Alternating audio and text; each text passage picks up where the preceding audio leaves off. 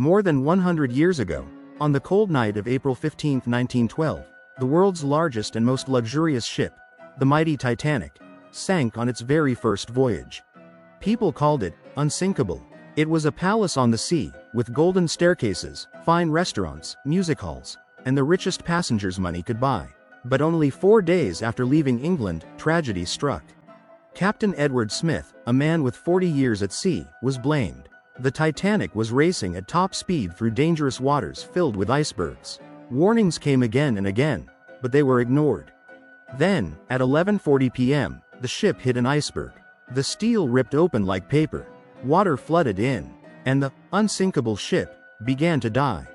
More than 1,500 souls were lost that freezing night. Families torn apart, lifeboats only half full, the band still playing as the ship slipped beneath the waves. But this was only the beginning of the mystery. For 73 years, the Titanic lay hidden in the dark Atlantic. Then in 1985, explorer Robert Ballard found it, resting almost 4 kilometers deep. And what he saw shocked the world. The Titanic was not whole. It had broken into 2 giant pieces before it sank. But how? This ship was supposed to be strong, built with double steel walls. Scientists tested the steel, and the truth was disturbing. The metal was poor quality, fragile in cold water. Titanic was weaker than anyone believed. But the wreck only opened the door to theories and secrets. Some believe the ship that sank was not Titanic at all. They say it was her twin sister, the Olympic, badly damaged in an earlier crash.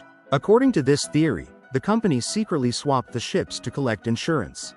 Others whisper of a cursed Egyptian mummy smuggled on board, a mummy said to bring death and disaster to anyone near it. Even survivor accounts mention passengers joking about the unlucky mummy just hours before the crash. And then, there is fire. Evidence suggests a coal fire was already burning deep inside the ship's boiler room, days before Titanic left port. That fire could have weakened the very spot where the iceberg struck, sealing the ship's fate. But some theories go even darker. Historians point to the strange fact that several of the richest men in America, like J.P. Morgan, the ship's financial backer, canceled their tickets just before the trip. Meanwhile, powerful men who opposed Morgan's plan for the Federal Reserve Bank all died in the disaster. Was this pure chance? Or something planned?